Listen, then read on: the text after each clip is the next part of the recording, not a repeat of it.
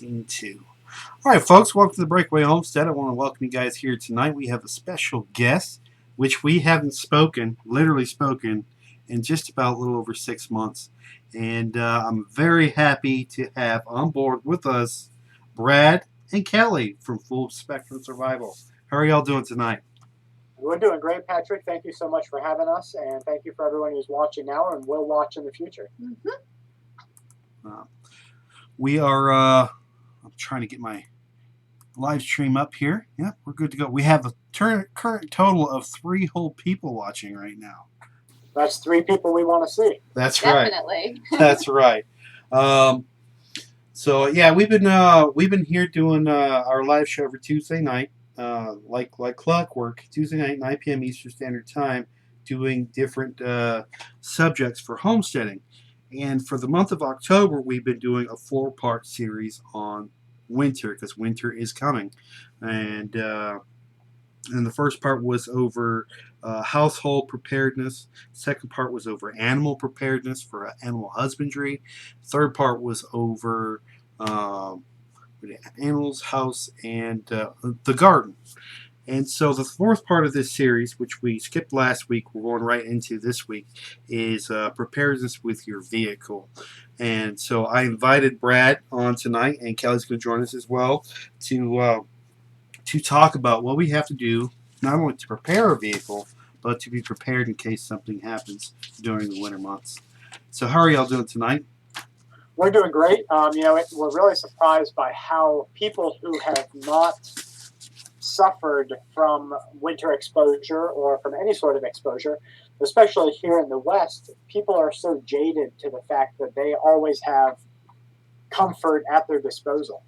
And so when you look at your house, when you look at growing food, when you look at your car, each one of these items, people are just comfortable because they've never been forced to be uncomfortable there. And so they think, well, I could just be in my car and I would never get cold there. Well, at some point in time, you might get hail. That hail might break your windows. You lose all of your ability to capture that heat. Your car might break down. There's so many different things. So I'm glad you're out there talking about it. Right.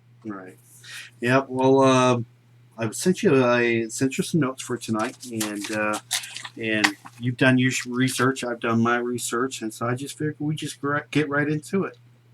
Okay, sounds good. So first thing we're going to talk about tonight is winterizing your car. Oh, well, before we start talking about that, winter is coming, right? Yes. So apparently this weekend is going to start pretty severely. It's going to drop from 80 here, at least 80 down into the upper 50s. Wow. That's in North Carolina. Just a little bit west of you, we're going to be the low on Saturday is going to hit freezing where we're at. Yep. That's crazy. And so honestly, I'm looking forward to the cold. This time last year, it was about 45 degrees during the day this time. And I know that because I keep my own record of what the day's like, especially during the hunting season, because I like to get out there, see what's out there, and see what kind of movement's inside the woods. And so not only will I put the weather of the day down, but I'll put the conditions as well, what I saw, what I didn't see, if there were squirrels out or not. But the weather part, along with the moon phases, make a big part as to how I'm going to predict what I'm going to do next year for that. And other folks do that. The Farmer's Almanac. Yes, right. They track old weather patterns and they predict new weather patterns. And the Farmer's Almanac for this evening this winter is supposed to be pretty severe. Well, that also helps you as an individual too, because a lot of people, they forget. A year is a long time, and so once a year goes by, they say things like it's never been this hot at this time of year, or it's never been this cold at that time of the year. But if you look back and if you keep your own notes, you see that there's variation, of course, but there's a pretty recognizable pattern. Right. Yeah, and that pattern says we're going to have a bad one this year. Yes, that's right. I'm looking forward to it, honestly, because I'm looking forward to a snow day. We didn't have any snow days. Last winter was a pretty mild winter. At least what I had here was pretty mild, and we were pretty impressed at how warm it got. But if you recall, 2 years ago, we had probably 2 weeks there where it was in the teens for like a week Yeah. straight. Right. And so that's kind of the reason why we decided to do this series, is to make sure everybody's prepared.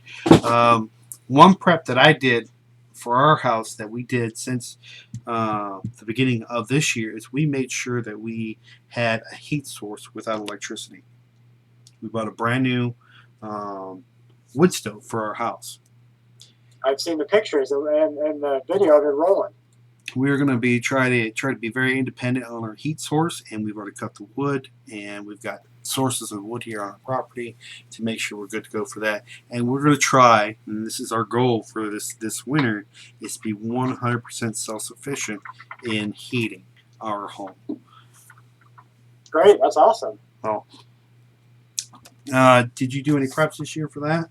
For any winter stuff? We've enlarged our propane gas holding tank, which was important to us because we had enough that we would be able to get by an entire winter season without any issue, and that's even with using it to bake every single night, so that we would be able to keep the house warm. Right.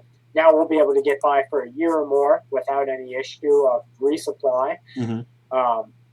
We have since we not necessarily since we last talked to you, but since we worked on the house, we put up 1-inch wood boards that go on the inside, and we actually are repurposing a cabinet shop nearby.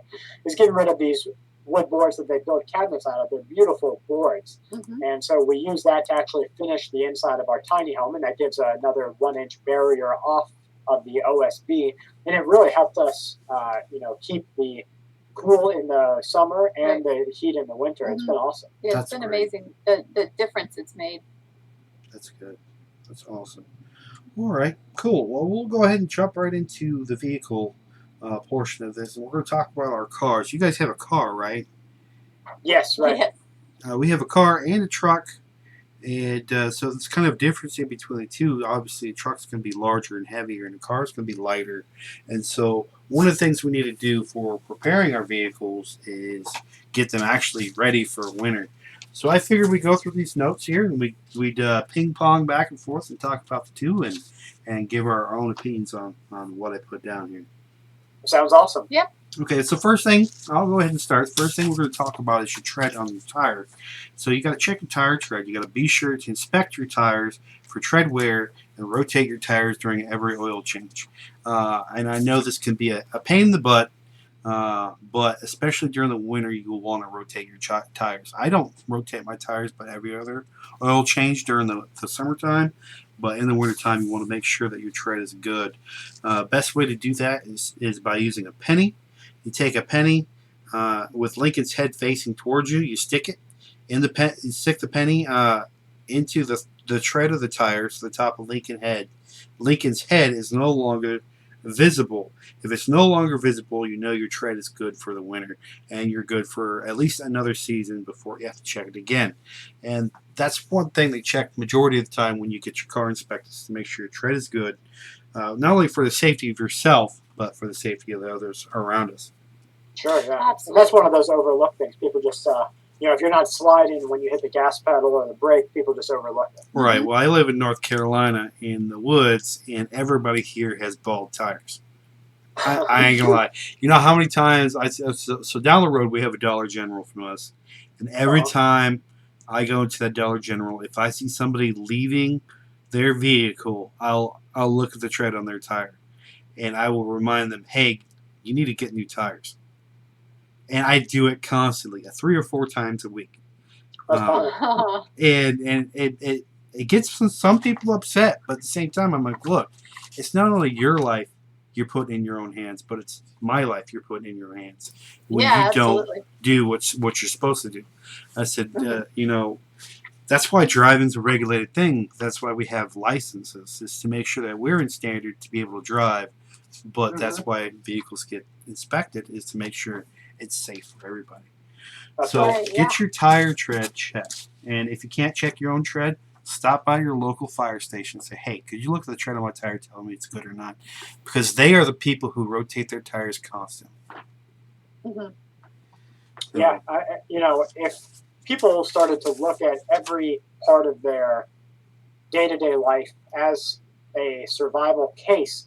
You can start to break those things down. If you're going out in the wilderness and you look at what you have on you, you know that your clothes are your first shelter. That's what's going to be on you at the time a disaster takes place. Well, that necessitates you to look at your vehicle too, because if you are driving somewhere and a disaster happens, an accident happens, something regional takes place, that vehicle is an extension of your body and your clothing. And so what you have there, the tools that you have, might mean the difference between your life or death, because you are able to either get away from the disaster or get to some place of shelter or stay in your vehicle as shelter. There's so many different things that could break out.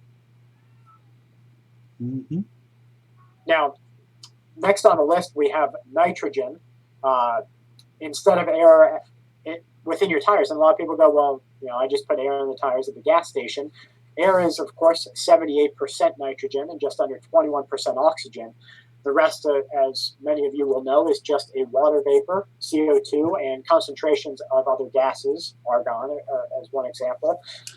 Because rubber on the outside of your tires are porous, nitrogen is less likely to migrate through tire rubber than oxygen. So you're going to lose air less often through your tires. Now, people will look at their tires and go, well, I don't see any air coming out. It doesn't go flat. But you are constantly losing air. It is being absorbed into that, and you're just losing it. So that's why over time, especially in the heat, as the rubber expands, your tires will go low, or in some cases, you'll think they're flat. There might not be anything wrong with them. Nitrogen exhibits less pressure change with temperature swings, which is another plus. And no water vapor means that no expansion and contraction with temperature. Now, where would you suggest that people go and get nitrogen in their tires if they don't, even know where to start? Well, the best place to do is go to your local tire shop. If you go to your tire shop and say, "Hey, I want a nitrogen plan," it's like $9 a year. I want to say. Whenever I buy tires, I'll get the nitrogen plan, and they usually will either do it by the year or by the lifespan of your tire if you're going to get your tires again at that one place. And what they'll do is once you pay the fee, it's like $9 or $10. You get free. You get unlimited nitrogen fill-ups. Because not only are they going to check the condition of your tire, but they're going to refill with nitrogen. And so any time of the year when you see a tire getting low or anything like that, you just take it back and they'll refill it without charging you. And I think each one of these steps is just like the adage for personal winter survival or personal cold weather survival. And that's the 4 basic principles. I'm sure you know them, Patrick, and that's cold, C-O-L-D. The C, keep your clothing clean. That's the C. The O, avoid overheating. The L, wear your loose clothes in layers, so layer yourself. And D, dry, keep yourself dry. And you have to look at that adage for personal survival and put it to each aspect of your vehicle. That's your tire tread, what goes inside your tires, and other things like your oil and things like that. Yep, oil's very important. One thing, I don't know if you've ever seen this, but there's this episode of Survivor Man where he's out in Norway and he strands himself in the middle of nowhere on an old road in an old car, and he does a survival thing inside his vehicle for 7 days. He ends up leaving his vehicle, but he literally lived in his vehicle for 3 days before he left it. And didn't he try to heat the seats up or something? Didn't he try to use the seats for fire material? He did use part of a seat for an external for a starter for tinder for a fire. But what he did to keep the car warm was he used a candle. And it worked out pretty well for him, but he ended up having to get out of there and find his way out of there, as in every show that he does. But you mentioned oil, and what I want to talk about is the weight of the oil. So the weight of your engine oil can impact your vehicle in colder temperatures. SAE, which is on every oil bottle, is known for Society of Automotive Engineers. You know what? I did not know that before I got these notes in. 5 weight is the best choice for your vehicle for good fuel economy and good starting in cold weather. So the lower the weight, the more uh, watery the consistency is of the vehicle or the oil. Right. And so normally most vehicles use a 10 weight, and that's an engine oil that in extremely low temperatures can thicken and cause difficulty for your engines to start. Uh, and so if you remember when you were a kid in the 1980s, uh, your parents would go outside to start the vehicle to warm the vehicle up. Oh yeah, Right, sure. yeah, absolutely. And it wasn't just and that's because they didn't have heater cores in it like they do today. Today, you go in your car, you start it up, it'll heat up an actual core like a hair blow dryer, and it'll blow Right, yeah. warm air into your car. But that doesn't necessarily mean that your engine's warmed up. Well, back in the day, your engine had to be warmed up in order for your heat to work. But up until the 1980s, 5 weight, this thinner weight of oil, wasn't readily available. That's why we remember that when we were kids, that our parents would go out and warm up the car beforehand, Sure. and it would take some Mhm. time for that oil to pick up heat before you can get into the car and it'd be warm enough to withstand. Right, yeah, exactly. So. Synthetic oils today make it available that you can have a 0 weight, and that's what I use in my vehicles, both my car and both my truck. We use a 0W20, which Okay. is a fully synthetic. It's made from natural gas, um, but scientifically proven to be very, very, very liquidy, and it'll actually save you up to 4%, but it's guaranteed to save you at least 1% on your fuel economy as well. But that'll take you from 0 to hero on a cold morning. This is not going to thicken up at all because of temperature, and that's why we use a 0 weight here. And Nice. that's just a recommendation. I'm not saying go Sure. out and get 0 weight.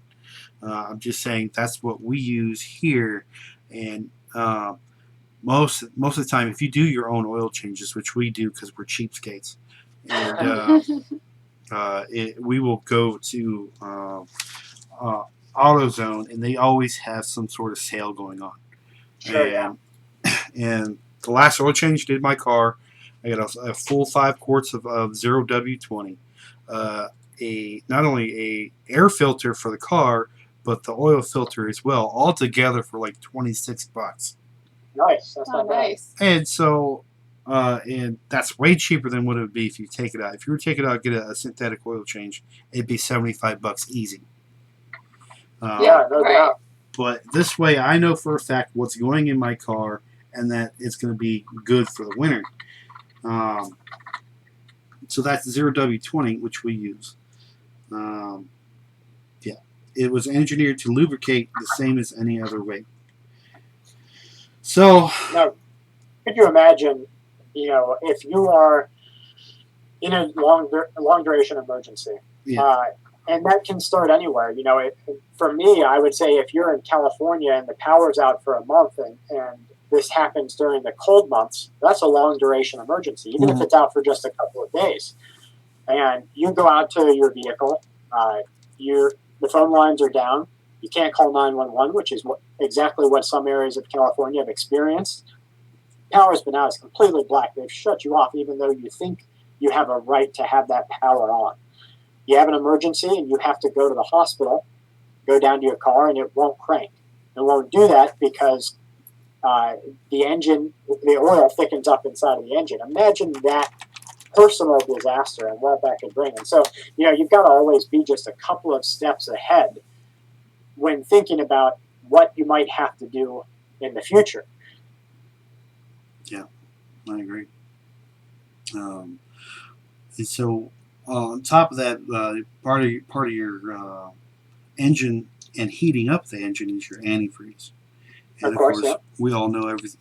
We all know when water freezes, it expands. And so most vehicles now require a special type of coolant, which usually has antifreeze in it.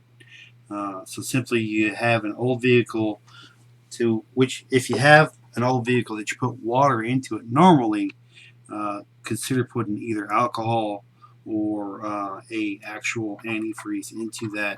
50-50 is good to keep your radiator from busting due to the expansion of frozen water. That's a good idea as well. Hmm. Yeah, that's right. So- Now, another step that everyone has to take is your ability to see when you're going down the road. You get a frost, you get an ice, there's sludge in there, the cars in front of you are kicking up dirt and mud and wetness up against your windshield.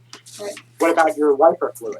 Yeah, I mean, most people just, they might consider, I'm just going to put some water in here. I know people who just put water and soap in there, and, Yeah. and a lot of times that's fine and that works out. But there's going to come a time when it doesn't. Right, absolutely, especially in wintertime. If it's getting cold enough where you live, that water's just going to freeze, and it could, break the pump, the hoses, your windshield. The fluid won't come out. That can cause a whole mess of problems. Right, and there are fluids that you can use that have a version of alcohol in it, and that's going to keep it from freezing. It's just like when you put liquor in the freezer. Mm-hmm. You can set it in the freezer the entire year, and it is never going to freeze. It's just not going to be able to. And so they create a windshield washer fluid that allows you to do the same thing. I suggest everyone goes to the store and sees if they have it over there.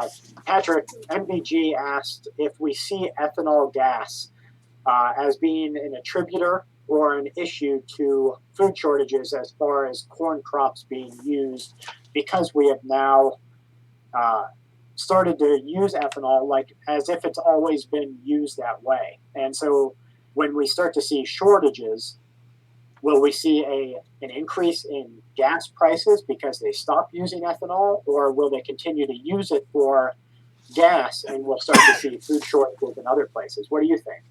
Well, we all know that the gas that we put inside it, riddle me this, Batman. So I'm at the gas pump the other day. I'm at Walmart gas station because they have the cheapest gas there. And Right. of course, everything that you put in your vehicle now that's unleaded has a 10%. It says a maximum 10%. 10% Yeah. ethanol gas, which is gas derived from corn. If it's 80% corn gas and 20% gasoline, it's called E85, and you'll find that more in the Midwest than any place else. But Right. they also sold regular gasoline, regular unleaded gasoline with no alcohol in it.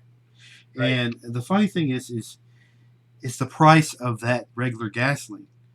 So if you were to take that 10% out and take the price of the gasoline for what you were paid for at the pump and Right. compare it to the price of the unleaded gasoline by itself, Yeah. it is substantially different. And so I'm trying to figure out, are they actually putting 10% in, or are they putting more? Yeah, I think that there's a larger scale taking place there with gasoline and ethanol.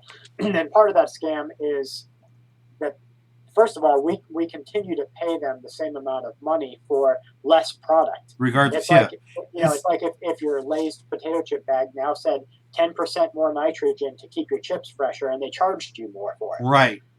It's like the Fruit Loops box that has less cereal on it. The box is the same size, but the bag has Right. gotten smaller. And they tell you now there's more air size, it's more efficient. So And it says it has less gluten in it or something like that. yeah, of course it does, because there's less product. Exactly. So yeah, I do think that that there is a larger scam there, and I think that MBG kind of touched on an important topic, and that's the coming food shortages that we will surely see, and how they will start to make changes, because you're going to see change in either economics for prices going up, or you're going to see changes socially for product quality and availability going down, or in cases like ethanol and all of the other things that corn is used for, you're going to see a variation of the two. Yeah. And prices will go up regardless. That's right. But So, not to get us too far away from our topic tonight, which is vehicle preparedness. right. Next on the list, we have Heater.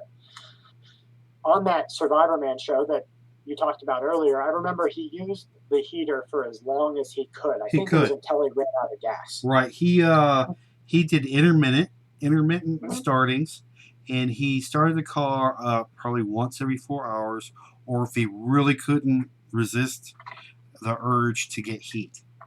Right.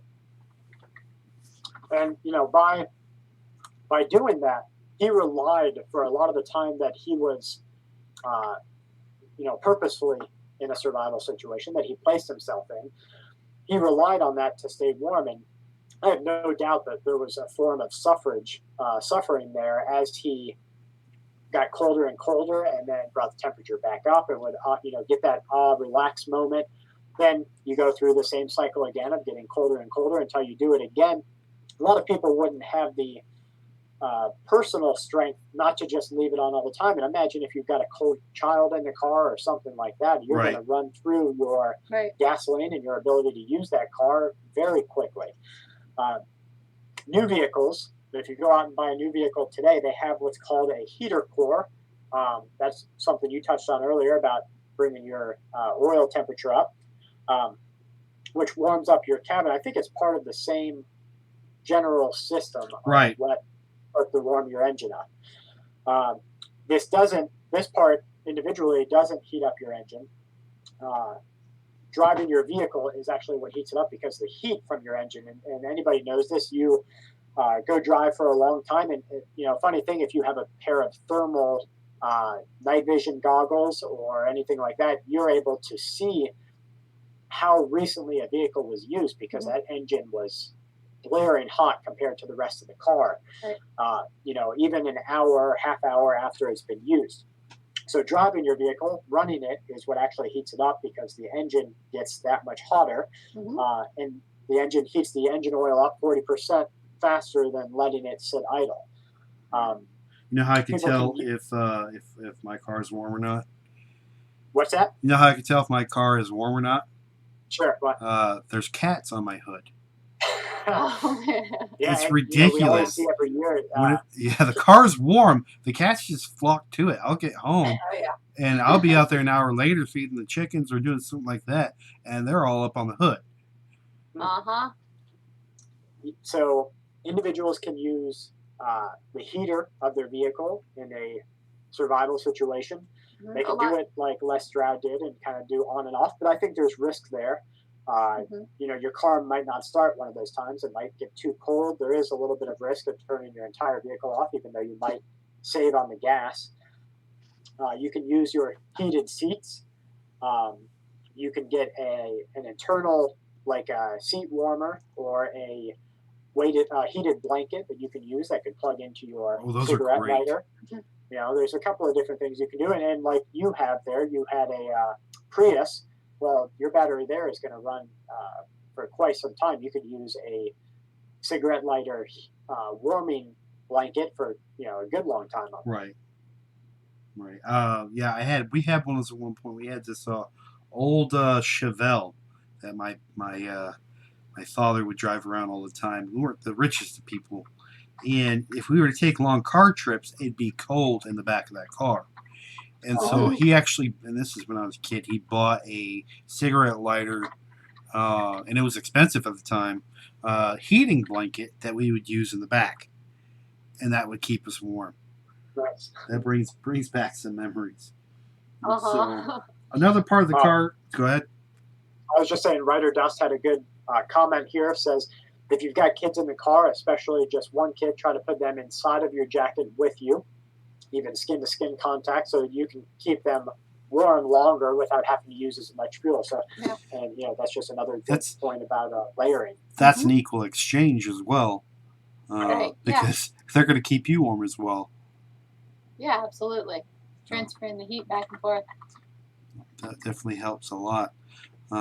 Rent a Grown says, I keep several Mylar blankets, extra clothes, and flannel sheets that I keep in my bug out bag in the car.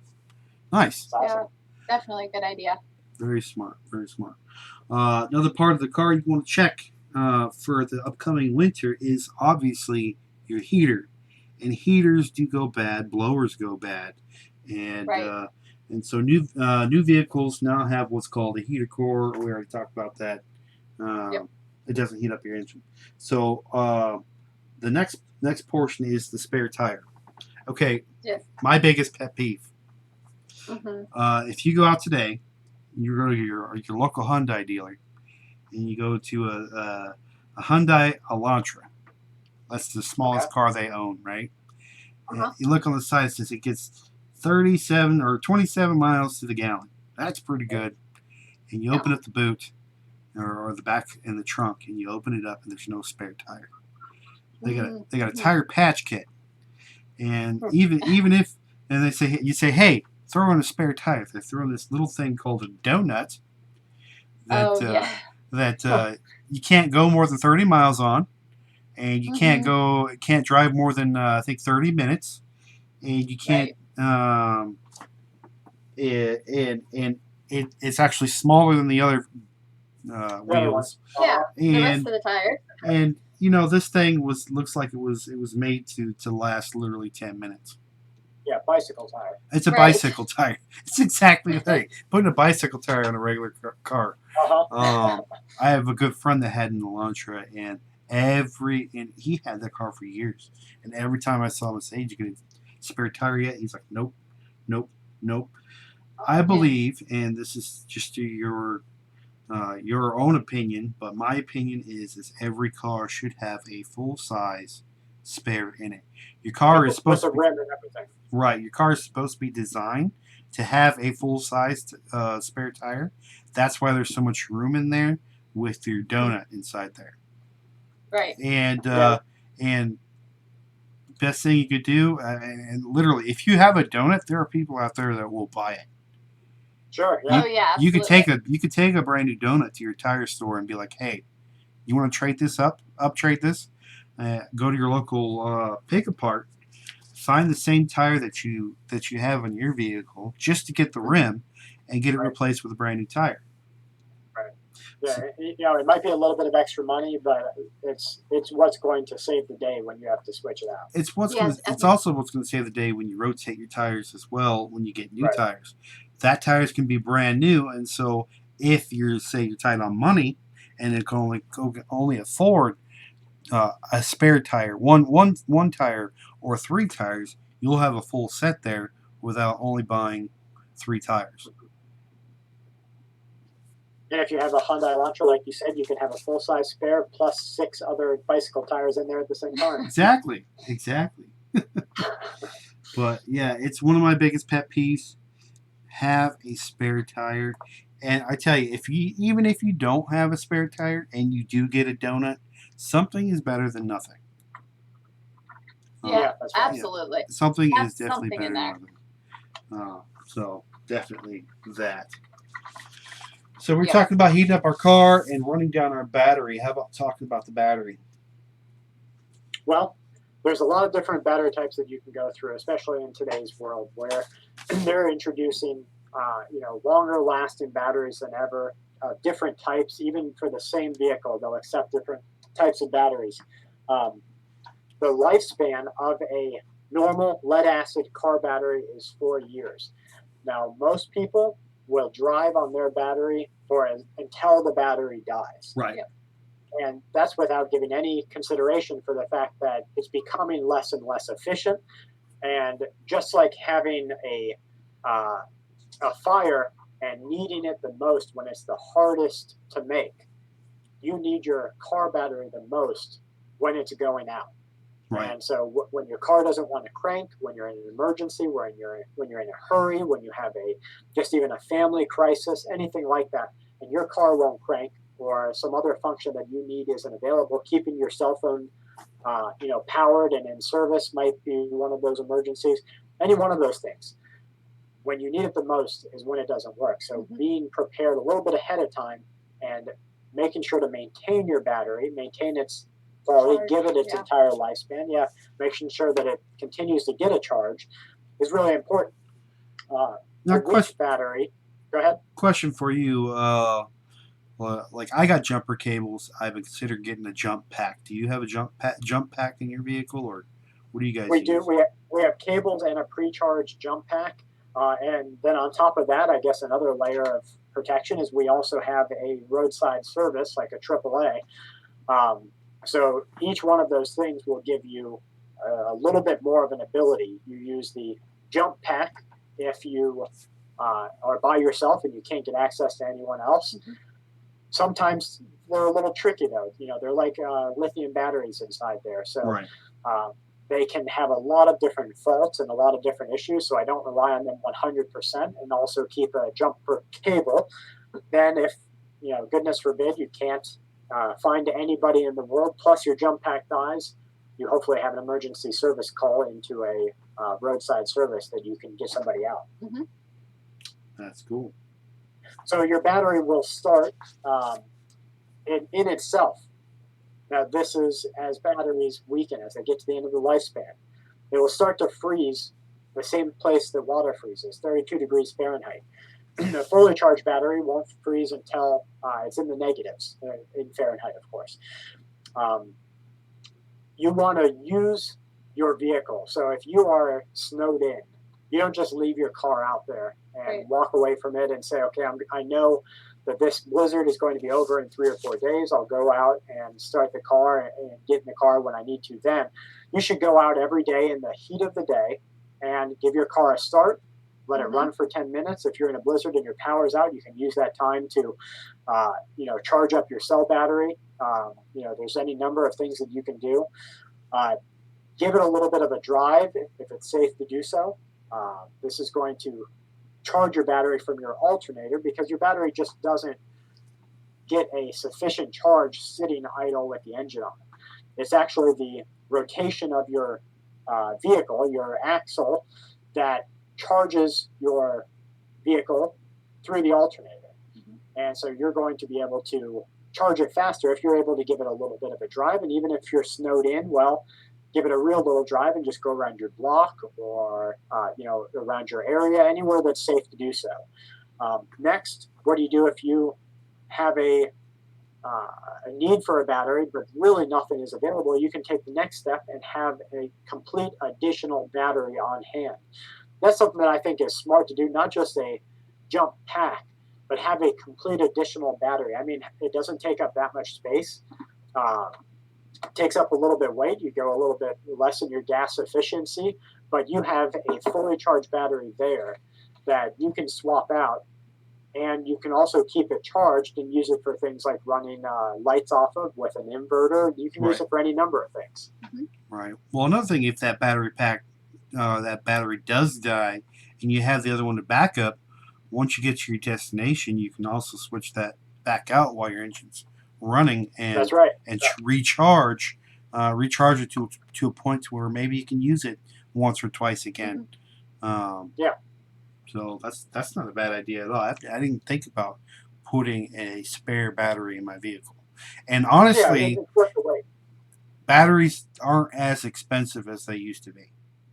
That's true. Yeah. And they used to be really expensive. You'd be like, "Oh, my battery's dead." You look at the Yeah. sticker date, and it was 3 years past due, and you're like, "Oh, I gotta go get a new battery." You look, and it's like $300 for a new battery. I'm like, no. Right. But realize, folks, that when you get a battery, you get what you pay for, and if it has a sticker on it giving you the date that it's going to expire. That's the guaranteed date on the battery. That means if it dies before that date, they'll replace it for free. The company that you bought that battery from has a warranty on that for that sticker date, and at least that's where it is where I get my battery through AutoZone. Yeah, a lot of places will do that. Even Walmart will, I believe. Yep, Walmart does it as well. Everstar or something like that. Whatever Yep. they use there. Got a lot of comments coming up here. Food service fuel to create heat in one's body. Get a jet boil stove so you can heat up broth and soup, etc. In case you get stuck, I'm assuming. Rent a Grown says, but make sure exhaust pipe is clear. And that's one thing you want to make sure if you're going to be in place. Carbon monoxide is a very bad thing to have. It's an odorless, and you will succumb to that if that's the case. But the rule of thumb is, if you're staying in your vehicle, is to have your window cracked just a little bit, to ensure you have proper ventilation. Absolutely. So, And if you'll hit the next part on keeping liquids out, I really want to talk about the adding weight to the vehicle. sure. Next thing we're going to talk about, we hit this a couple times, talking about liquids and what temperature they freeze. Of course, you got super cooled. I don't know if you ever tried a super cooled water experiment. That's fun. But liquids freeze. When liquids freeze, they expand. So now that you've prepared your vehicle for winter, all liquids in the vehicles, remove all liquids in the vehicle that aren't meant to freeze. This is a good time for folks who store water in case they're in their cars to prepare those vessels for the consistent expansion and contraction of water freezing and going back to a liquid state. Freezing and going back to the liquid state. So water, when it expands, it'll expand by 9% in a solid state. So make sure whichever bottles you use can take that expansion. So, little known fact about milk. I don't know if you ever had seen a gallon milk bottle, how they have those little indentions on the side. Those indentions are there meant for expansion because back in the day when people bought milk at the store, they would buy several gallons at one time. They would freeze it, and so they didn't have to go back to the store that often. Right. Yeah. And so since that they started making those, they kept them in there so you can freeze your milk. And which makes them a great reuse container for water. Exactly, that too. And so make sure your bottles can expand to that point. Water bottles these days are pretty flexible, and the bottom will pop out. And that's kind of why they're pointed in, is for that extra expansion. And then for sure, do not leave beer or any type of soda product inside your vehicle. Any carbonated product will explode in your vehicle. No doubt. That could be dangerous too. But so let's talk about some items that, just like your survival pack or your backpack, your go bag, whatever it might be, needs to have certain specific items in it. Your vehicle should have specific items in it that can help you survive in an emergency, or even just prevent an emergency from taking place. One of those things is you're driving down the road. It's a little bit slick. You see that sign that says bridge may freeze. Bridge may be slick during freezing, or bridge may freeze. You go there, something jumps out in front of you, hit the brakes, you slide on, across the bridge. Hopefully you just spin out, no one else was around, and you get back on track and continue your way. But for thousands of people every year, they hit the side rail or hit another vehicle. There's so many different things that can happen. And even the picture here that you're seeing while we talk is of someone who has spun out, multiple vehicles that have spun out, just because what happened, their tires got too slick on top of the snow, and it is a sort of kind of like a hydroplane. Just slides across that slickness as oil drops from under the vehicles. You have pollution and other things that go on top of the ice, and it's like walking on ice, on slick ice. Well, a good way to help with that is, like I think MBG or someone mentioned earlier, to have snow chains. If you know that you're getting into that type of environment, another thing you can do is to weigh your vehicle down.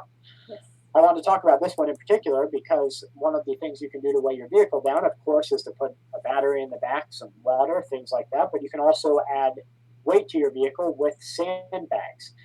This is going to expand the tire surface. So as you push down the weight on your tires, the actual surface of the tire gets fatter on the ground. More of the tire hits the ground, and you have less of a chance of spinning out. Now, you can remove some air from your tire, or you can use sandbags. You can get play sand very cheaply, but you can also get just dirt from anywhere. You can get it from your own backyard, whatever it might be. Now, Kelly and I, we are experimenting with building sandbag structures. And so we just purchased our first bulk 500 pack of sandbags. Nice. These are military grade sandbags. They're UV resistant. They can stay out in the hottest sun and the hottest UV or the coldest winter weather for 6 months at a time. 500 bags at 2 feet by 3 feet, I think it was, only runs around $100, a little more than $100. Hmm. And you think, well, what am I going to do to close it? You can buy the stitching gun for around the same price, $100. So we are going to start creating some bunkers and shelters and things like that out of sandbags. And on top of that sand, we will clay over top of it and create some structures. And we're going to do some testing for the whole community and kind of see what penetration capabilities they have, stopping capabilities. So, do they become an effective firearm safety area? And also, how long can you make something last, and how inexpensively can you build a shelter out in the middle of the woods? Back to the vehicle topic, though, you can use sandbags very inexpensively and use that to weigh your vehicle down.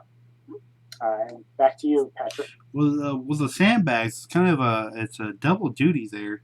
Not only can you use the sand to weigh your vehicle down, but if it gets stuck in the snow or anything like that, you could use that for traction. That's right. You could take it out, put it underneath your wheel, and hopefully that'll grip in your that's smart. in your wheel and work that out there. Now, this is interesting to me, and I've never breached upon this subject. And after my research, I never thought about it. But probably one of your biggest offenses in owning a vehicle and getting your vehicle stolen is having a car cover. A full car cover. I never thought about that. Walking down the street, you see your vehicle that's covered. Most people are going to think, oh, that must be a nice car, or that person takes care of their car, or whatnot. Mm-hmm. Well, it's going to take the average person that wants to steal a car a lot longer to get that car cover off than it would just to steal another car that doesn't have a car cover on it. Right. Yeah. And so I had like a little epiphany there going, duh, that makes sense, right? So I wonder how much air heat you can trap in by using a car cover, right, being inside while continuing to vent the carbon monoxide. Yeah. Other than complete protection from snow and ice, car cover protects your automobile from theft. They extend the life of your vehicle and help retain its value. Any potential buyer in the future will see that you took care of your car if more than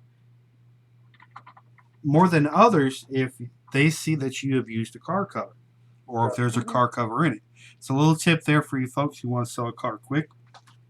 Go buy a used car cover or find a car cover and put it in the trunk and just act like you used one. Maybe they'll want to buy a car over that.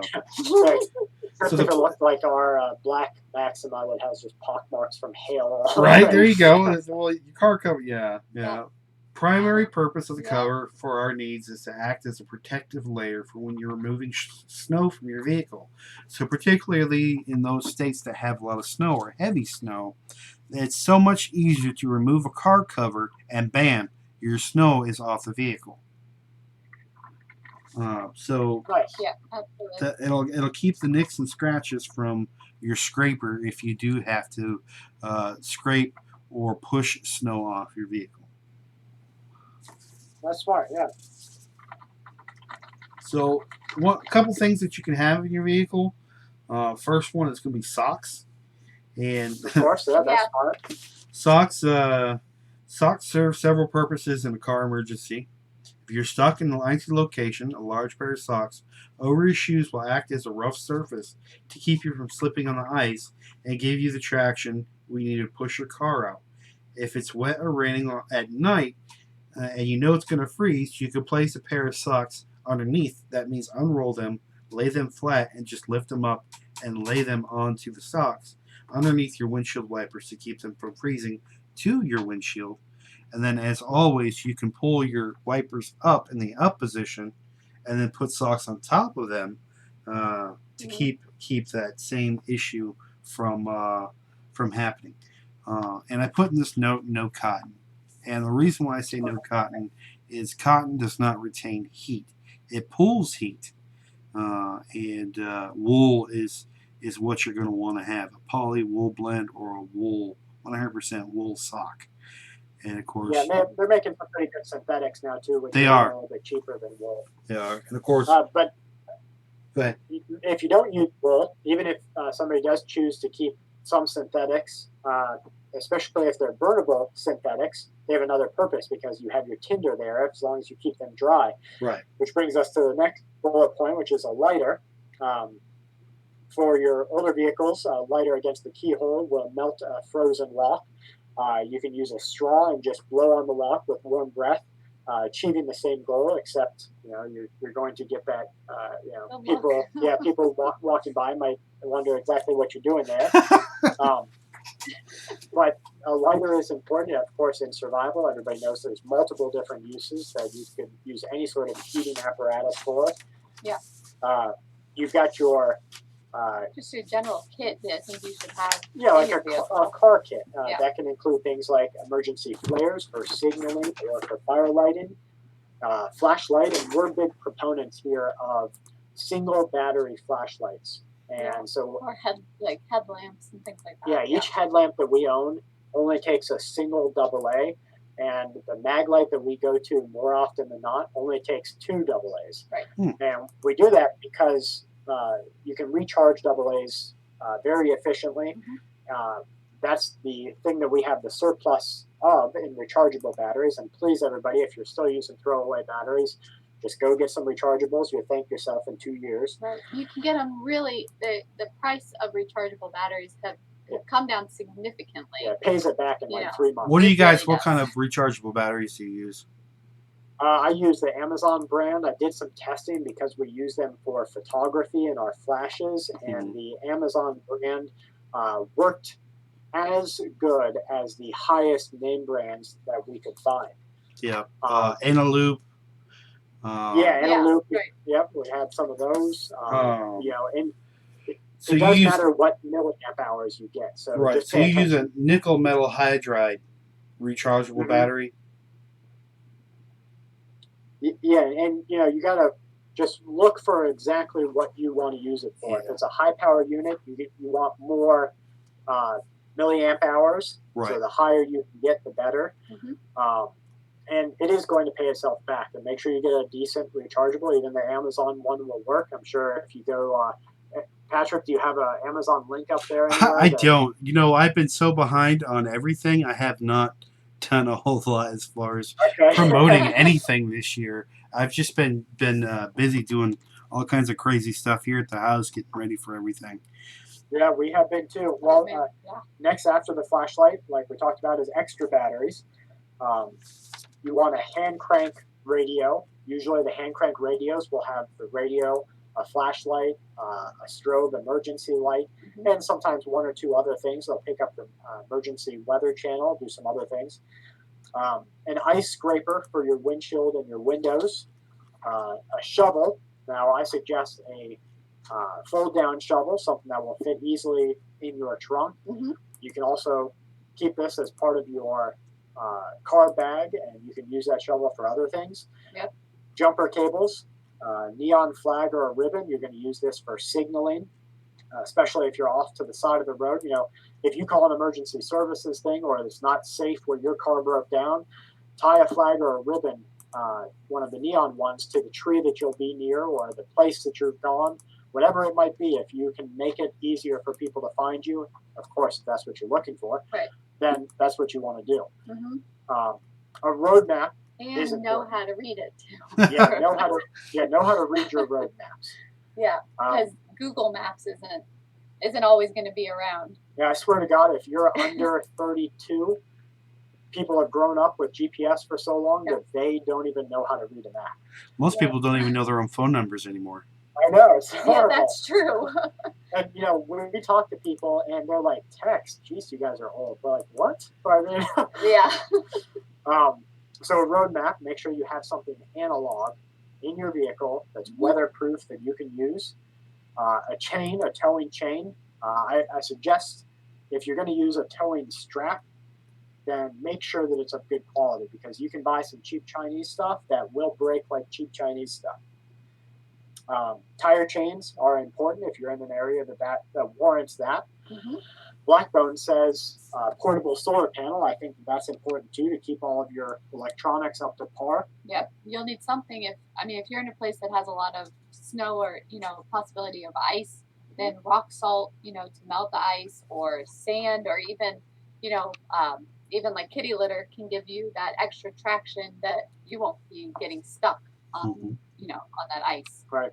Reflectors work well, just like the neon flags, except vehicles coming up to your area are going to be able to pick them up with their lights even easier. Hmm. Warm blankets. Please get a couple of Mylar blankets and a couple of, even if it's not U.S. issue, Yeah. any Army issues wool blanket. Yeah. They're going to smell like petroleum, like oil from Right. the warehouse they've been stored in for the last 40 years. Leave them out, Hmm. get them wet, leave them out, get them wet, let the sun and the air and everything take it away, and then finally throw in some woolite and wash them and leave it out in the sun again. Yep. They You pack. will- They pack really well. I mean, they Yeah. they do, pack really and they flat. Yep, and they will keep you warm. And And if you break down and it's winter time, you will be So very happy. thankful for those. My rule of Uh, thumb ex- on that for my vehicle is for every car, so it's a 4-passenger car, I'm gonna have 4 Mhm. wool blankets in there, plus my Right. mylar blankets for extras just in case. But Right. I want something for each person if the car is full. And that's smart too. Yep. Extra hats and gloves too are really important to have along with blankets. Again, you're going to want to keep the heat from escaping. So a hat, you don't want to get too cold of hands. So having gloves is just another thing. Have it for enough people that you expect to usually be in your car is of course a good idea. Especially kids. Especially kids. Yeah, if you have kids, be sure to have extra for them. Non-perishable food, water that of course, like we talked about before, is stored in a safe container that if it expands, you're not going to have an explosion of water. Mhm. Wherever you're storing it. Food's really important because you Yeah. don't notice it, but as soon as you start getting colder, your body is fighting, and the only way it can fight is to use energy to stay warmer. Right. Mhm. Yeah. So it's going to go through that energy, and you need to keep replenishing it. So food is really important to keep that oven burning. Yep. A cell phone charger or some sort of power brick. Mhm. If it's not an emergency, the cell towers are down, having your phone remain charged is going to help you to be able to contact someone if you need to, or I guess if you rely on Google Maps, it's going to help you with that too. That's right. Extra medication, so you need to treat it just like your go bag. Uh-huh. If you get stuck in your vehicle and you don't have your at least a day's worth of your heart medication, your Yeah. high blood pressure medication, cholesterol, whatever it might be, you're going to throw your body out of whack. Right, absolutely. And I think if you're going on a driving trip and you have packed all your medication, I would pack double that, so that in case you break down or something like that, you have even more. Yep. So each one of those things and anything else that you find fits the needs of your family, make sure it's in there in your car and get an extra set of it, even if it's a cheap set, Mhm. and just leave it in there and forget about it. Yep. Don't use it for your go bag in your house. Don't use it as part of your camping kit. That's just your vehicle stuff. Right. And always inventory and replenish every year. Mhm. That's what I was thinking. So the last part of this, guys, is driver safety tips. And I know we're coming up. We're on 10 o'clock now, and so we're gonna go through this real quick and then head off. But I think one of the most important things for a vehicle is to know how to drive your vehicle and what to do during a bad condition. Right. Yeah. I was talking to you earlier.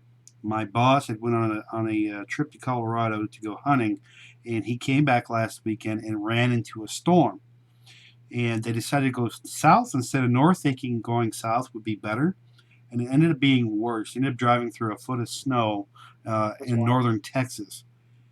And the total drive time, which normally would have taken about 16 to 18 hours, was actually 32 hours total. And Wow. that's a lot of drive time. They're driving about 20 to 30 miles per hour at some point in 4-wheel drive because they had a 4-wheel drive vehicle, luckily. And and so they relied upon their vehicle and the things inside of it to make sure they can get through that. So even now in the end of October going into November in Texas, you can get up to a foot of snow. Sure. Yeah. So driving is a huge issue. So things you want to remember: account for extra time in your travel. They were out there for 32 hours instead of 18. So driving in winter conditions will most likely take more time than usual due to a slower traffic condition along the way. Snow plows and salt sprayers and unplowed roads, these can all be things that throw a wrench into your timeline. And so when you're planning to go on a trip, put that extra time inside there. Remove snow or ice from your car. Use an ice scraper or a makeshift ice scraper, a spatula or a CD works fine to clear off your windows. All your windows, not just the portions just to see out of. You want to be able to see out of all your windows. If the snow accumulation is heavy on top of your vehicle, be sure to scrape push the majority of it off. This prevents any large chunks of icy snow from flying off your vehicle when you're driving, and that could possibly hurt other people. I've seen ice go through other people's windshields before due to stuff like that. Drive slower than usual. Follow the speed limit. It's a good rule because most people drive 5 miles over the speed limit. Just following it is probably going to be a safe speed for you. And then when you see those yellow signs with the recommended mileage, be sure to go down under or around that speed. And if you don't feel correct driving on the road, it just doesn't feel right, drop that down to 10 miles under what the speed limit is just to be safe. Right. Again, you're making extra time for your travel to be safe. The point is to get from point A to B with all your passengers safely, and that includes yourself. Keep your that's the thing too, is especially we see it in the rainy season more than anything else because we just get a lot it's of those snow bog here. tires I was telling you about. Yeah, they just don't know. They have no idea of the stopping time that it's going to take when they hit those brakes. Mm-hmm. They pay no attention to it. They think that, well, I've got my brand new, Toyota Corolla. I can just go 94 in the rain and slam on the brakes when that truck in front of me, who that 18-wheeler has air brakes, and he knows exactly how much space he needs to stop. He's licensed. He's licensed and does that as a job for a living. Right.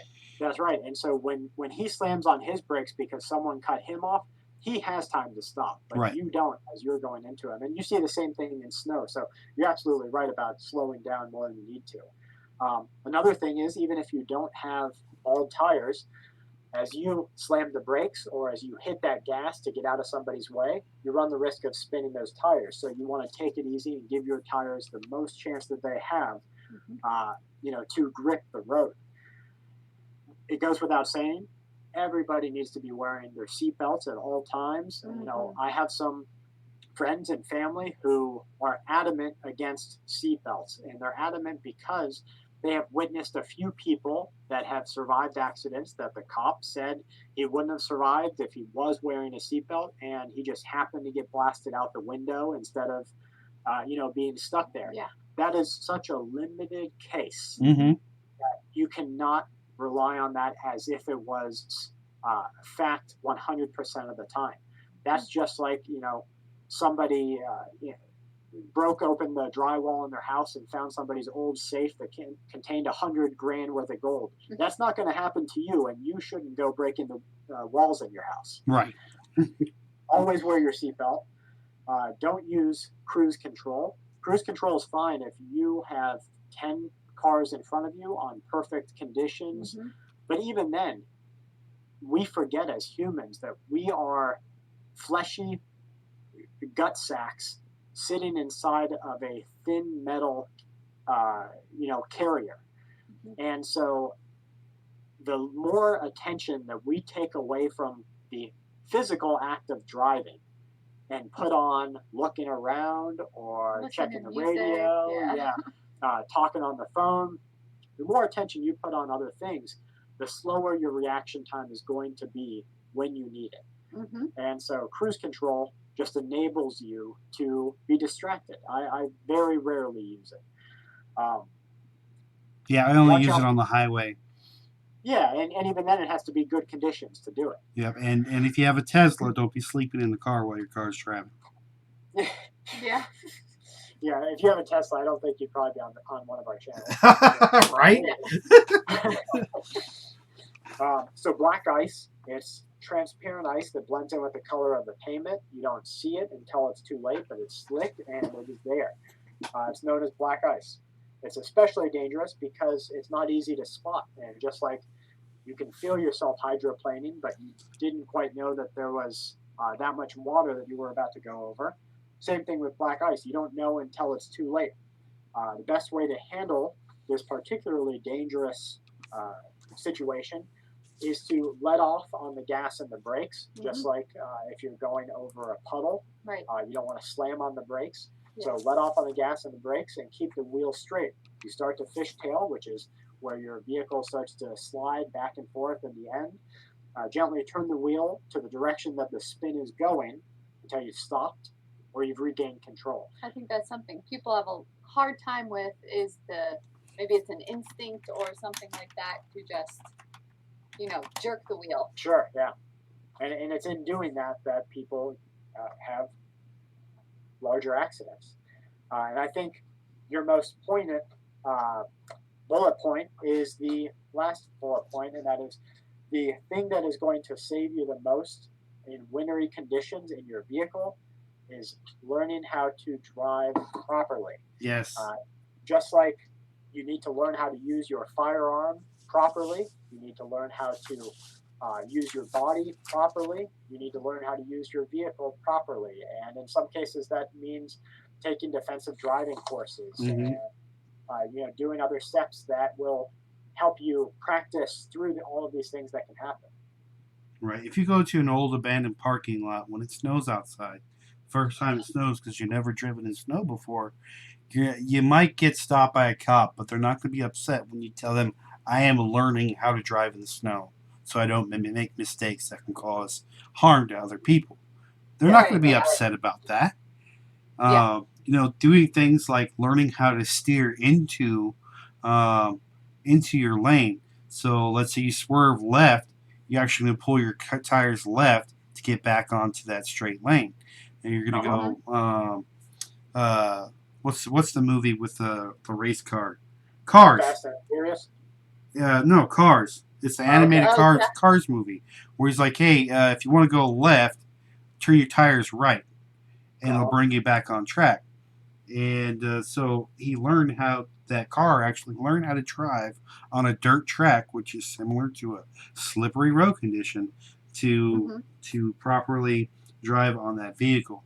One of the biggest things that you can learn how to do is not slam on your brakes and actually learn how to decelerate by using your gears on your vehicle, using a lower gear or dropping in gear to force your momentum to slow down by actually using the mechanics of your vehicle and not necessarily stopping by slamming on the brakes. Yeah, and that's right. That's what even automatic vehicles have an option to use a lower gear. And so, one other thing that has been on my mind lately, our vehicle has a emergency brake at the feet. yes, I really miss having an emergency brake at the clutch, or in between the driver and the passenger. Right, the seat. Yeah. Because if something happens, and let's say the driver has a medical emergency or anything like that, the other person can safely pull up on that emergency brake. So on the next vehicle that we purchase, I'm going to make sure that it has one in the middle. But that's just something that's been on my mind lately. Nice. Well, that's all the notes I got, and that's the show for this evening. You guys have anything to add to this about what's coming up for the winter? MBG, I just want to mention, says, I thought you use the gas pedal to steer yourself out if you start to fishtail. Yes. If you punch on the gas, as soon as you start to notice that your car is going out of control, punching on the gas, and a lot of times, unless somebody is very skilled with, defensive driving, can accelerate the issue. Mm-hmm. So it can start to make that fishtail even more. You know, it's generally suggested just to take off the gas, take off the brakes, and just let it kind of even itself out so that no one's adding another component of speed into it. Part of that is also knowing your vehicle and knowing whether your car is a front wheel drive, a rear wheel drive, or an all wheel drive. Right. Yeah, because that makes all the difference in the world. Yeah, But absolutely. As far as anything to add to the show, like you said before we got on, winter is coming. Now is the time for everybody to take note of their personal conditions at their house and at their homestead. Yeah. Do you have enough firewood? Do you have enough propane? Do you have a propane grill in case you need to cook outside and don't have anything else? Or, I mean, we actually have a person that I remember last winter, they were all electric heat, electric stove, all of that, and literally had nothing to keep themselves warm if they lost power in the dead of winter. hopefully they had a generator. Yeah, they had nothing prepared And this lady's a nurse. She's a nurse, yeah. She's not just like a bumble. Right. So just don't be that ill prepared. Have something that you're going to be able to stay warm and cook and all of that, regardless of, power stays on or not. Mm-hmm. And then just be prepared to switch your schedules up. If you have a long-term power outage, bake your stuff at night. Huddle. Everybody sleeps in the same room. You can use blankets to stop draft at the doors, right? Which you had mentioned before on your home show, Patrick, I believe. Yep. And make sure that you have more than enough so that everybody stays warm and comfortable through the night. And be aware that as you become susceptible to varying degrees of in temperature, people are going to get sick. Yep. And called it the common cold for a reason, because people got it around the times that they got cold, and they used to think that getting cold would bring you ill. Right. And so being prepared for other people in the flu season is another important thing. Yes. So we're creating 2 different short films. One is coming out. We had hoped for it to come out on the 31st or before. Looks like it's going to be in the 1st of November. Yeah. In the first week of November, but our next short film that we're starting on right after that is Pandemics, speaking of flu seasons and everything. So, we're going to have a lot of fun with that. And Patrick, I hope that fate brings you nearby us sometime during the filming of one of these shorts so we can get you involved. I hope so too as well. We've been talking about getting together for a while now, and I really want to make that happen. If not by the end of this year, the beginning of next year. Yeah, that would sure. be awesome. Well, thank you guys. Thank you everybody in the audience for coming in and talking with us and hearing Patrick and Kelly and I. And I hope that you'll take at least one of these things to heart and just get that much more prepared in your own lives. Yep. And thank you guys for coming up on the show. I know it's been a long time, and I'm glad we're back into the groove, and hope to have you on more often, and vice versa as well. I hope so too. Yeah, Kelly and Megan still need to do their women's show. Yeah, yes, yep. they need to get together, get together and do that. I agree. Yep. So, folks, my name is Patrick, and I'm with Brad and Kelly, and we hope you guys have a good night. And just remember, our live show is on every Tuesday night, 9 p.m. Eastern Standard Time, and we'll see you next Tuesday. Y'all have a good one.